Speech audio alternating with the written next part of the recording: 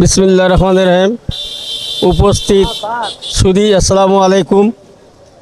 সম্মানিত ডিজি মহোদয়, সম্মানিত প্রধান উপদেষ্টা, সম্মানিত সরকার প্রতিনিধি, সবার কাছে আমি অনুরোধ আবেদন করছি।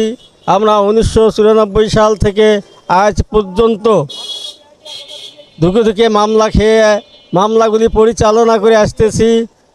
2000 সালে 94 মামলা 2000 সালে জজ করে ম্যাজিস্ট্রেট করে রায় পেয়েছি। সেখান থেকে আবার হাইকোর্টে আসি, আশ্রয় নিয়েছি। হাইকোর্ট আবার আমাদের বিরুদ্ধে মামলা দিয়েছে।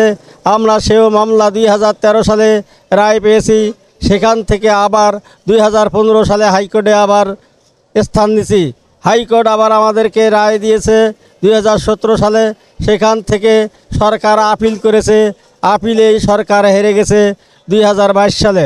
2022 সালে যে রায় দিয়েছে তাতে সামান্য একটু বিষয় আমাদের পাওয়ার বাকি ছিল। ওইটার জন্য আমরা একটা দাবি করে রিভিউ করেছি। এই রিভিউটা 2024 সালে ওইটাকে খারিজ করে দিয়েছে। ওই যে দাবিটা দিতে পারতেছে না, বাকি সব ঠিক আছে। সেই ঠিকঠাক বাকি বা রায় নিয়ে আমরা নিবেদন স্বরাষ্ট্র মন্ত্রণালয়, আবার ডিজি মহোদয়ের কাছে, প্রধান উপদেষ্টার কাছে, বিভিন্ন প্রতিষ্ঠানের কাছে, বিভিন্ন অফিসে আমরা নিবেদন করে শতচেষ্ট করিও কোনো সুরাহা পাইতেছি না। বাধ্যই আমরা গত 25-26 তারিখে প্রেস ক্লাবের সামনে অবস্থান ধর্মঘট করেছি। সেখানে সমস্ত সংগঠনের লোক, সমস্ত সাংবাদিক, সমস্ত রিপোর্টার্স এবং বিভিন্ন পথচলতি লোক সবাই আমাদের ব্যানার দেখে আফসোসে ভরে গেছে যে কেন তারা কোর্টের রায় মানে না, কেন তারা সংবিধান মানে না, কেন তারা তাদের সুব্যবস্থা করতেছে না। অনেক বড় বড় অফিসার ব্যানার দেখে বলছে যে এটাকে দিতেই হবে, এতে না দিয়া কোনো উপায় নাই। এদের দাবি ন্যায্য দাবি, যেখানে কোর্ট রায় দিছে সেখানে আর কোনো কথা নাই, তাদেরকে দিতেই হবে। এরপরও আমরা ওই প্রেস ক্লাবে ঘোষণা দিয়েছি যে আমরা 29 তারিখে এখানে যদি কোনো সিদ্ধান্ত না আসে তাহলে 29 তারিখে খিলগাঁও সদর দপ্তরে আমরণ অনশনে বসব। যতক্ষণ পর্যন্ত এই আমরণ অনশনের মাধ্যমে আমরা একটা সুফল নিয়ে আসব। তাই ডিজি মহোদয় এবং ঊর্ধ্বতন কর্তৃপক্ষ যারা আছেন সকলের কাছে অনুরোধ করছি, আমাদের জন্য বেশিক্ষণ এখানে অবস্থান করতে না হয়, আমাদের দীর্ঘায়ু অবস্থান না করে আমাদের একটা সুব্যবস্থা করুক।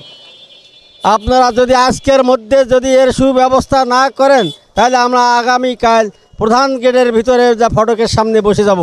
আমরা আর ধৈর্যে কুলাইতে পাইতেছি না, আমাদের দেওয়ালে পিঠ ঠেকে গেছে। এখানে সকলেই না খায়া না দেয়া পড়ে আছে। অনেকে অনেক দূর দূরান্ত থেকে আইছে, অনেকের টিকিটের টাকা নাই, অনেকে না খায় সকাল থেকে না খায়া আছে, অনেকে পকেটে পয়সা নাই, পকেটে যাওয়ার ভাড়া নাই, অনেকের আসার ভাড়া নাই। খুব কষ্ট করে তারা এখানে পড়ে আছে। আপনি যত তাড়াতাড়ি পারেন আমাদের এটা সুব্যবস্থা করেন। আজকের মধ্যে সুব্যবস্থা করতে না পারলে আমরা একদম প্রধান মেইন গেটের ধারে যা ওখানে শুয়ে পড়ব, এতে কোনো ভুল নাই।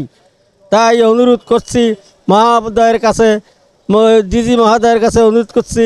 এবং আপনারা মনে করেন যে রাস্তায় পড়ে আছে, এরা রাস্তায় থেকে যা করে জায়গা মোটেই না।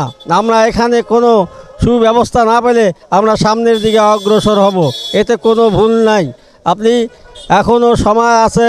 আমরা আপনার সম্মানার্থে দিয়ে বলছি, আমি আগেও বলে গেছি যে ডিজি মহোদয়কে আমরা সম্মান করি, উনি সম্মানের লোক, ওনার কাছে আমার চাকরি। আমরা কেউ ওনাকে অসম্মান করতে চাই না, কিন্তু দীর্ঘ আজকে কয়েক মাস চলে গেল, আপনি তো কোনো সুব্যবস্থা করেন নাই। আপনি আমাদেরকে সাথে কোনো বসার আলোচনা আলাপের কোনো সুব্যবস্থাও করেন নাই। এখানে মামলায় শুরু থেকে শেষ পর্যন্ত রুহুল আমিন মোজাম্মেল বাদী হয়ে মামলা পরিচালনা করে আসতেছে, এখনও তারা আছে, কিন্তু তাদের সাথে কোনো আলাপ আলোচনা বা চিঠিপত্র, কোনো ফোন, কোনো যোগাযোগ নাই। তাই আমরা ধৈর্যের বাইরে হয়ে আজকে আমরা আমরণ অনশনে বসে গেছি। দয়া করিয়া এই আমরণ অনশন উড্র করার জন্য আপনার কাছে অনুরোধ করছি।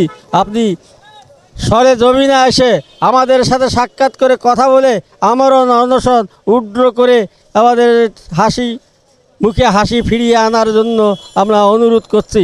সকলেই বসে আছি আপনার দুটো কথা শোনার জন্য। আপনি আসেন, আমাদের সামনে দুটো কথা বলেন, আমরা শুনি এবং আমাদের মনটা শান্তি হবে।